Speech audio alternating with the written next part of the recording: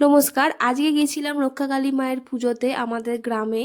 প্রত্যেক বছরই এই মে মাসের শেষের দিক করে শনিবার দিন এই পুজোটা হয়। তো ওই দিনকেই না গ্রামের সবাই আসে, মানে গ্রামে যত বাইরে বিয়ে হয়ে যায় মাসি পিসির মেয়েরা কিংবা মাসি পিসি, আর এইটা হলো আমার মায়ের একটা বান্ধবী পাশেই, উনিও এসেছিলেন। তাই আমরা সবাই চেষ্টা করি যে ওই একটা দিনে সবাই এক জায়গায় জড়ো হব, কারণ ওই দিনটা আমাদের খুব একটা আনন্দের দিন, মানে দুর্গাপুজোর থেকেও আমাদের ওই দিনটা খুব আনন্দ হয়। আর এই ভাবি এখানে বাইরে বসে বসে গল্প করছিল। আর এই বাড়িটা হলো আমার পাশে একটা দাদার বাড়ি, মানে এই বাড়িটাই একমাত্র মাটির বাড়ি রয়ে গেছে আমাদের গ্রামের মধ্যে। মানে ওর পাকা বাড়িও আছে, মাটির বাড়িও আছে। তো এইখানেই বাইরে আমাদের বিকেলবেলায় না যারা জল আনতে যায়, মানে মহাদেবের মাথায় যারা জল ঢালে রাত্রিবেলা, তারা এইখান দিয়ে বাড়ির সামনে দিয়ে যায়। তো তাদেরকে চেষ্টা করি আমরা কিছু কিছু প্রত্যেক বছরই মিষ্টি জল দেওয়ার। তো এই বছরে সেই রকম দিচ্ছিলাম, একটা করে মাজা ছিল আর একটা করে দুটো করে মিষ্টি ছিল। আর এই বছর না একটা প্রবলেম হয়ে গেছিলো, মানে আমরা বুঝতেই পারিনি কখন এসে গেছে যারা জল আনতে এসেছে, কারণ বাজনাগুলো না প্রত্যেক বছরে আগে আসে আর যারা জল আনতে আসে পিছনে আসে। তো এইবারে ঠিক উল্টোটা হয়েছে, তাই আমরা একদম রেডি ছিলাম না জলের জন্য, তাড়াহুড়ো করে জল দিতে হয়েছে সবাইকে। আর এই যে সামনে যে দাঁড়িয়েছে সেও আমার একটা বান্ধবী, তাকে বলেছিলাম তুই ভিডিও তোল। তো ভিডিও জিজ্ঞাসা করছিল কখন তুলবো কখন তুলবো এরকম। তো আমিও ভিডিও তুলছিলাম, আর জল দেওয়ার জন্য অনেকজন ছিল, তাই আমরা অতটা, মানে আমি আর অতটা গুরুত্ব দিইনি। আমার দাদারা ছিল, কাকারা ছিল, মা ঠাকুমা কাকিমা সবাই ছিল। আর এই বছরে অনেক লোক হয়েছিল, প্রায় 150 জন মতো। তারপরে এই রাত্রিরে এই যে আমি রেডি হয়ে গেছি, মা রেডি হয়ে গেছে, এবার যাব বলে আমার বোন রেডি হচ্ছে। কিন্তু আমাদের মন্দির কালীতলা ওটা হচ্ছে অনেকটা দূরে, মানে আমাদের বাড়িটা একদম গ্রামের শেষ প্রান্তে, মানে তারপর থেকেই রাস্তা পেরোলেই অন্য গ্রাম চলে আসছে। তো মন্দিরে যেতে না একটু টাইম লাগে, মানে প্রায় 15 মিনিট হাঁটতে হয়, তারপরে আমরা এই মন্দিরে গিয়ে পৌঁছাবো।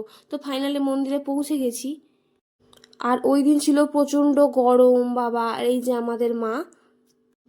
তবে প্রত্যেক বছরের তুলনায় এবছরে ভিড়টা একটু কম, কারণ পাশেরই একটা গ্রামে আবার কালী পুজো হচ্ছিল, তা সেই রকমই লোকজন ভাগ হয়ে গেছিল। আর এইখানে এই যে আমার দাদা ভাই এরা সব দাঁড়িয়েছিল, আমরা এখানে বসে বসে মানে দাঁড়িয়েছিলাম, গল্প করছিলাম, কি জানি কি বক বক করছিলাম। আর এই যে নাজমহলের সামনেই আমরা দাঁড়িয়েছিলাম, এইরকমভাবেই সবাই দাঁড়িয়ে থাকে, এদিক ওদিক ঘোরাঘুরি করে, কেউ নাচ করে, কেউ মেলায় মেলা বসে ওদিকে খুব বড়, যেটা আমি ক্যাপচার করতে ভুলে গেছি। ওখানে অনেকটা বড় জায়গা নিয়ে মেলা বসে। তারপরে এই যে নাজমহলের সামনে দাঁড়িয়েছিলাম, অনেকক্ষণ নাচ দেখছিলাম। তারপরে এই যে দণ্ডি কাটছিল যেখানে, সেখানে চলে গিয়েছিলাম দণ্ডি কাটা দেখতে। অনেকে বিভিন্ন রকমের মানসিক করে, কেউ দণ্ডি কাটে, কেউ জল আনে, এখানে পাঁঠা বলিও হয়ে থাকে। তো তারপরে রাত্রিবেলা হয়েছিল এই বাজি ফাটানো।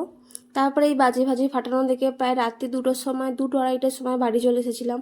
আর এই যে সকালবেলা উঠে চোখ মুখ বসে গিয়েছিল। তারপরে গিয়েছিলাম এই যে আমি আম পাড়তে ভাইয়ের সাথে। এবার আমি যাচ্ছি আম পাড়তে, এই যে কাপড় ছেঁড়াগুলো নিয়ে যাচ্ছি, দড়ি দড়িতে বাঁধবো। এবার ভাই ওখানে আম পাড়ছে। তারপরে এই যে পুকুর পাড়ে গিয়েছিলাম আম পাড়তে। আর এই পুকুরটা দেখাচ্ছি কারণ এই পুকুরটা হচ্ছে আমাদের 5টা দাদুর পুকুর, ভাগাভাগির পুকুর। আর এইখানে এই যে ভাই আম পাড়ছিল, এখানে আমি আমগুলো কোটাচ্ছিলাম, ও ওখানে আংশি দিয়ে পাড়ছিল। ওকে বেশি দেখাবো না বাবা, জামা টামা পরেনি, আমাকে আবার খচখচ করবে এক্ষুনি। তো তারপরে এই যে এখানে হয়েছে মৌমাছির চাক, সেটাকে দেখানোর চেষ্টা করছিলাম, জানি না কতটা বোঝা যাচ্ছে। কিন্তু এই গাছটা না প্রত্যেক বছর মৌমাছি হয়, আর মৌমাছি ভেঙে এখানে মধু নেয় পাড়ার সব লোকেরা, ওই জন্য আমি দেখাচ্ছিলাম। আর এই যে আম, এতগুলো আম পেতেছি, আমগুলো অসম্ভব মিষ্টি ছিল। তারপর বিকেলের দিকে গিয়েছিলাম একটু, বিকেল নয় ঠিক দুপুরের দিকে গিয়েছিলাম একটু ঘুরতে চারিদিকে। মানে প্রথমে গিয়েছিলাম আমাদের কালী মন্দিরের দিকে, মানে যেখানে কালকে পুজো হচ্ছিল, যেখানে এত ভিড় ছিল। আজকে সকালে গিয়ে দেখি নাকি একদম ফাঁকা, মানে খুব সব মেলা টেলা উঠে গেছে। এবার আজকে ছিল ফাংশন, মানে রাত্রিরে ফাংশন হওয়ার কথা ছিল। তারপরে প্রত্যেক বছরই হয়, যেদিনকে পুজো হয় তার পরের দিনেই ফাংশন হয়। তারপরে আমরা গেছিলাম এখানে আমাদের মা শ্মশানকালীর পুজো। আমাদের শ্মশানটা হচ্ছে খুবই সুন্দর, শুধু শ্মশান নয় আমাদের গ্রামটাও অসম্ভব সুন্দর, আপনারা চাইলে একবার আসতে পারেন। তো আমাদের গ্রামে কিন্তু অনেকেই না পিকনিক করতে আসে শীতকালে। তো এখানে দামোদর নদ আছে, এইরকম মন্দির আছে, আরও একটি শ্মশান আছে। আর সব কটা শ্মশানের মধ্যে মানে সব কটা গ্রামের যে শ্মশান তাদের মধ্যে আমাদের শ্মশানটা হচ্ছে সব থেকে সুন্দর, মানে সেনপুর শ্মশান হচ্ছে সব থেকে সুন্দর। তো এই মন্দিরটা নতুন করে হয়েছে আবার, মানে এই রিসেন্টলি মন্দিরটা হয়েছে। তারপর বিকেলে এই যে আমি আর বোন গিয়েছিলাম বাঁধের দিকে ঘুরতে, আর পাশে একটা পুজো হচ্ছিল, তো আমার বোন একটু নেচে দেখাচ্ছিল।